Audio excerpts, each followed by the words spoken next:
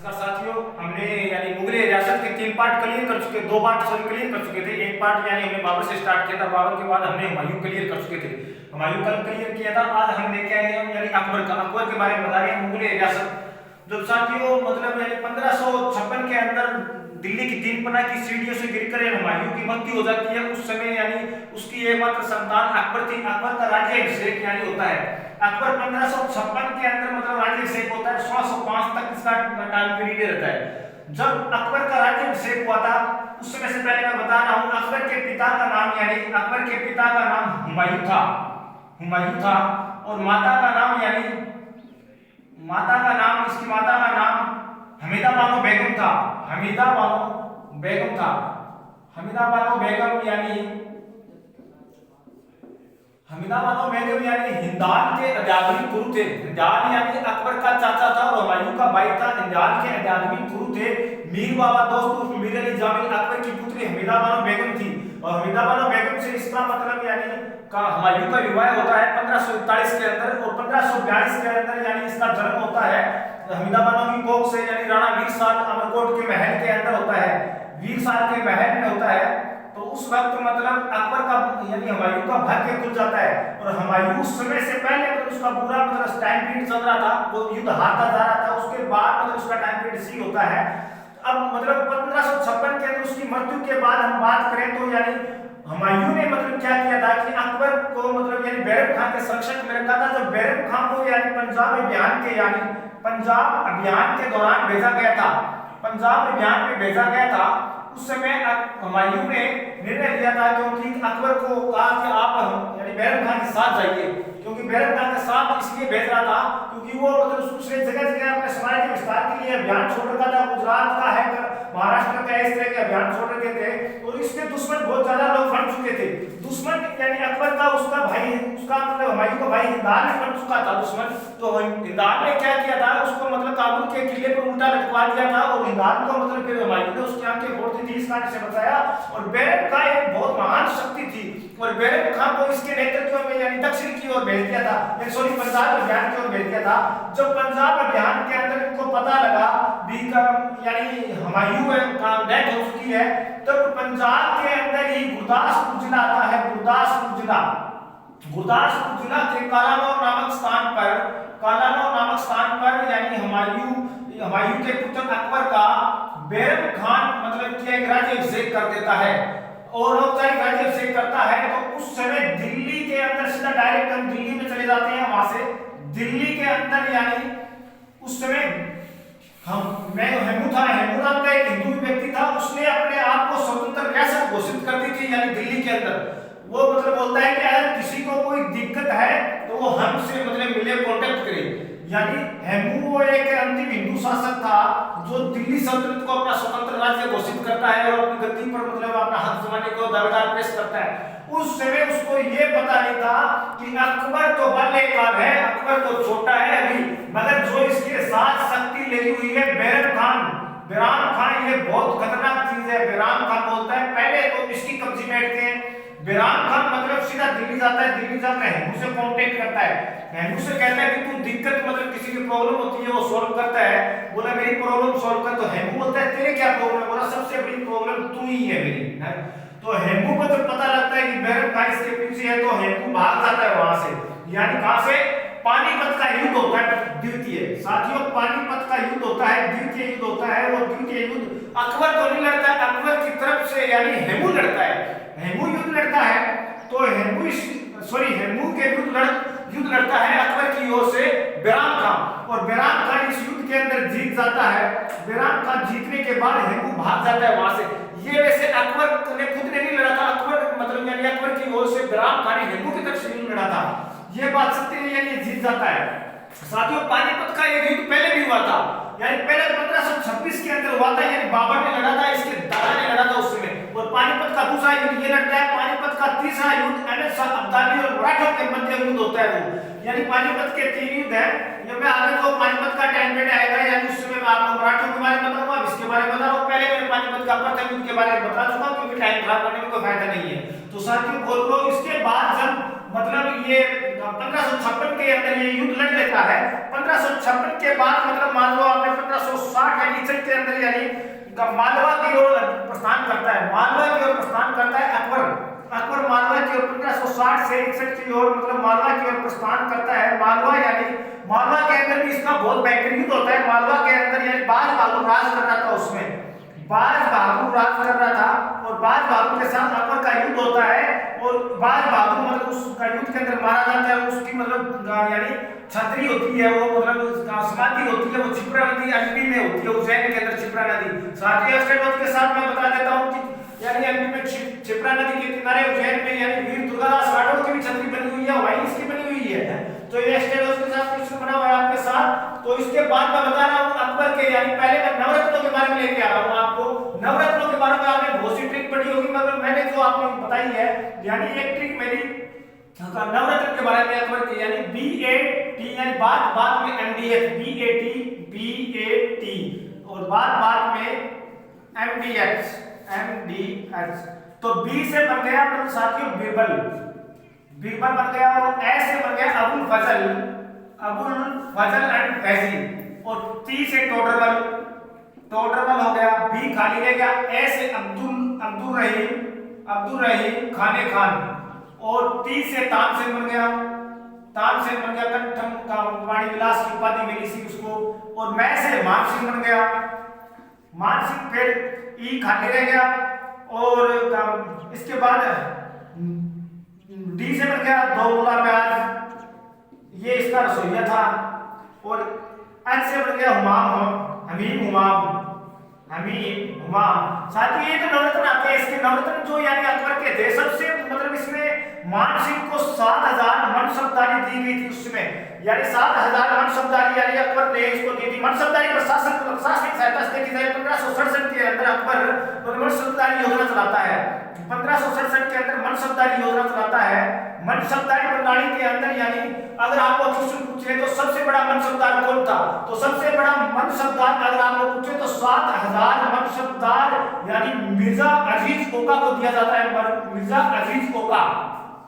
और अगर हिंदू राष्ट्र को पूछे कि सबसे बड़ा मनसबदारी कौन था, तो सबसे बड़ा मनसबदारी यानी मान सिंह था।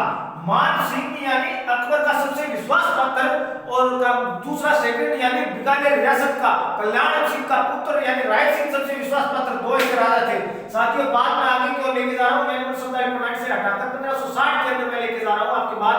यानी 1560 के अंदर अकबर और बैराम खान के बीच के अंदर जो मतभेद होते हैं वो मैं बता रहा हूँ।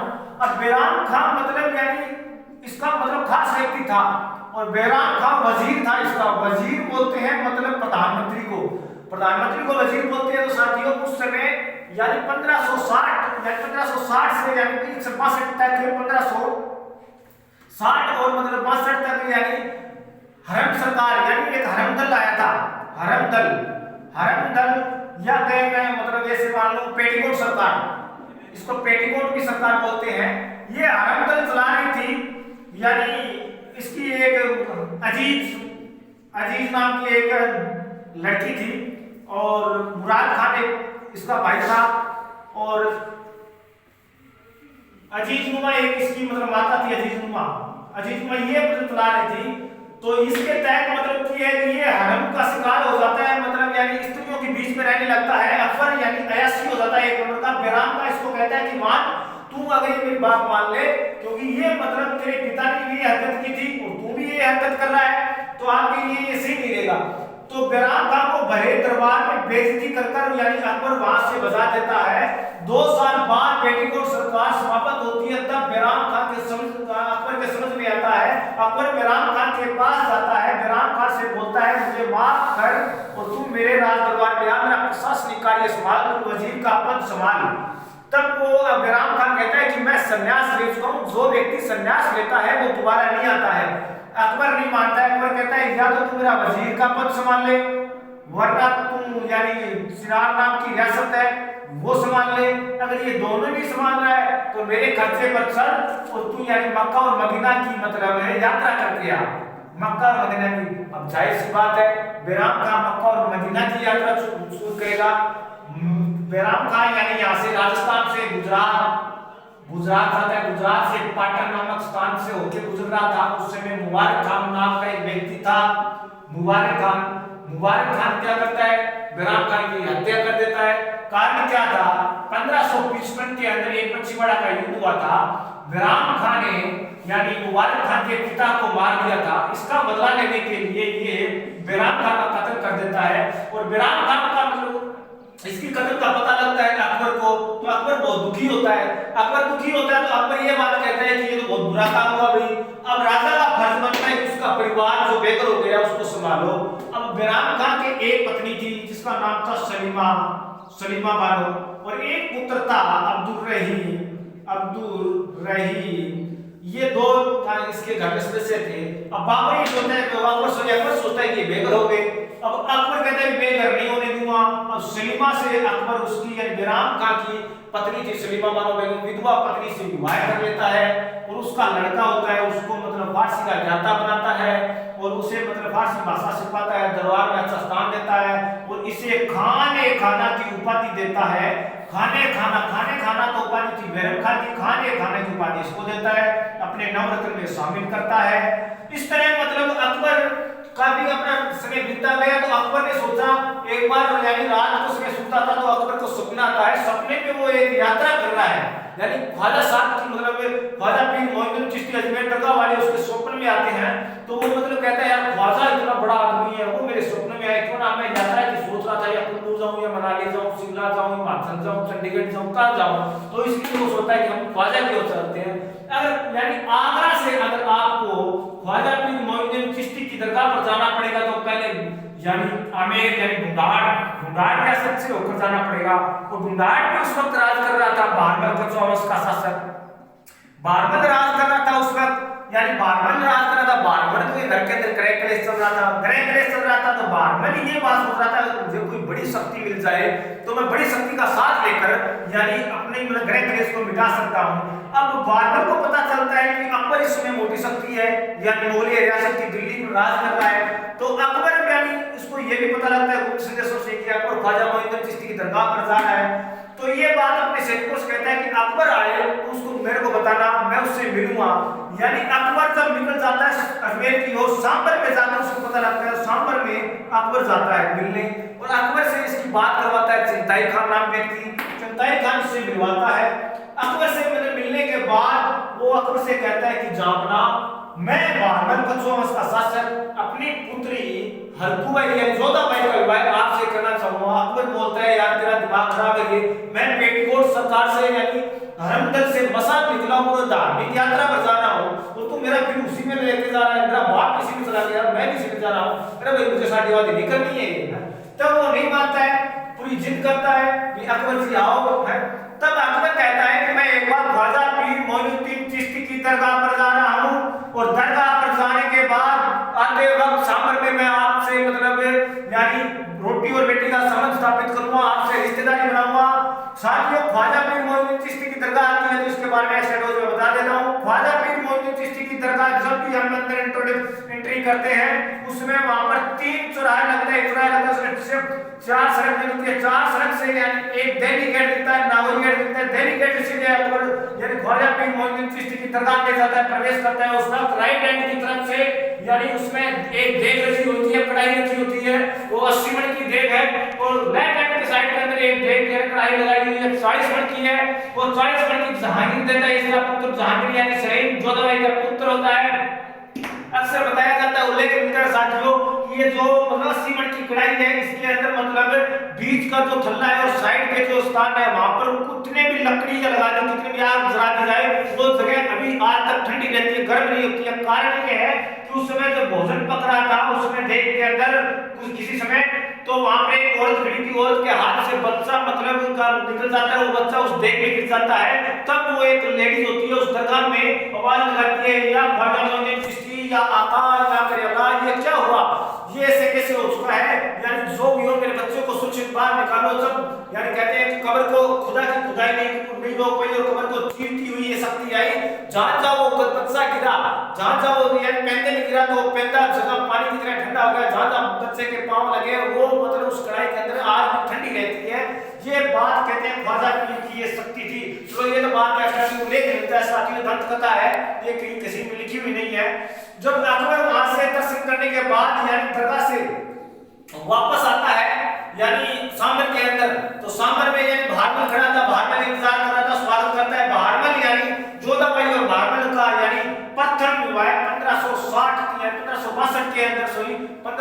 62 के अंदर सांबर में विवाह होता है। सांबर में विवाह होता है उस समय यानी कृष्ण यहीं से आएगा घुमा फिरा कर कि वह राजस्थान का पहला व्यक्ति यानी पहली रियासत कौन सी थी जिसने मुगलों की अधीनता स्वीकार की थी, वो थी आमेर। और कृष्ण वापस यही घूम फिर कर आएगा कि यानी अकबर की पहली राजस्थान की यात्रा कौन सी थी, तो वो थी आमेर की तरफ यानी अजमेर जाना था। पर्सन यही घूम फिर कर आएगा फिर वापस कि यानी अकबर ने विवाह किया था जोधाबाई से, यानी जोधाबाई से विवाह किया था। जोधाबाई का मूलतः नाम क्या था? हरकुबाई, हरकुबाई था। यानी प्रश्न फिर यहाँ से घूम फिर कर आएगा कि हरकुबाई और जोधाबाई, जोधाबाई को मतलब यानी अकबर ने क्या नाम दिया था? अकबर ने नाम दिया था मरियम, मरियम नाम दिया था। तो यही भर से प्रश्न घूम फिर कर आएगा हरकुबाई, जोधाबाई, मरियम, इन तीनों के अलावा यानी शेख सलीम चिश्ती ने इसको क्या नाम दिया था? उस्मानी दिया था। उस्मानी दिया। प्रश्न फिर यहीं से घूम फिर कर आएगा कि हरकुबाई, जोधाबाई, मरियम और उस्मानी यानी इन सबको मतलब इसके पुत्र जाहिर ने क्या उपाधि दी थी? मरियम उस्मानी थी। यानी दोनों को मिलाकर दे दिया। मरियम उस्मानी का मतलब क्या होता है? 1000 माताओं के समान। अकबर ने इसे कहा था मरियम उस्मानी का अर्थ, मरियम का अर्थ बताया था जोधा को यानी स्वर्ग से अप्सरा। तो सातवीं किस्म ये से घूम फिर कर आता है यानी 1562 के अंदर अकबर की अधीनता स्वीकार करता है भारमल, भारमल अधीनता स्वीकार करता है, जोधाबाई से विवाह होता है और वापस आगरा की तरफ चल दिया जाता है। जब आगरा की तरफ चल दिया जाता है तो अकबर को कहते हैं कि शराब मिला हुआ था अजीम उम्र का कि आप औलाद का सुख कभी नहीं भोग पाओगे। फिर वो सलीम चिश्ती की दरगाह पर आता है, सलीम चिश्ती से मिलता है, सलीम चिश्ती से आशीर्वाद पाता है। सलीम चिश्ती की कुटिया में अकबर का पुत्र की प्राप्ति होती है जिसका नाम सलीम रखा जाता है। सलीम रखा जाता है तो उसको मतलब कालांतर में जहांगीर कहा जाता है, जहांगीर कहा जाता है। तो जहांगीर के बाद मतलब वो जहांगीर क्या कर्तव्य करता है वो आगे टॉपिक में बताऊंगा आपको। इसके बाद मतलब जैसे जैसे यानी इसने मतलब गोंडवाना पर आक्रमण किया था, गोंडवाना के बाद मतलब यानी गुजरात की ओर अभियान चल रहा था, गुजरात में इसने मतलब आक्रमण किया था। गुजरात में 1570 और 71 के अंदर यानी गुजरात अभियान चलाता है। सबसे पहले अकबर ने यानी यहीं पर समुद्र के दर्शन किए थे, समुद्र के दर्शन किए थे ट्रामे नामक स्थान पर। ट्रामे नामक स्थान पर यानी समुद्र के दर्शन करने पर वो कहता है कि मैं गुजरात की विजय हासिल कर रहा हूं, उसके उपलक्ष्य में कुछ चीज बनाऊं। तब वो फतेहपुर सीकरी के अंदर बुलंद दरवाजे का निर्माण करवाता है जो 176 फुट ऊंचा है, वो सबसे ऊंचा दरवाजा है। साथियों आगे का पार्ट में नेक्स्ट टॉपिक में बताऊंगा। मेरा चैनल सब्सक्राइब, कमेंट और लाइक जरूर करना साथियों। आगे का टॉपिक में नेक्स्ट टॉपिक में बताऊंगा आपको। थैंक यू साथियों।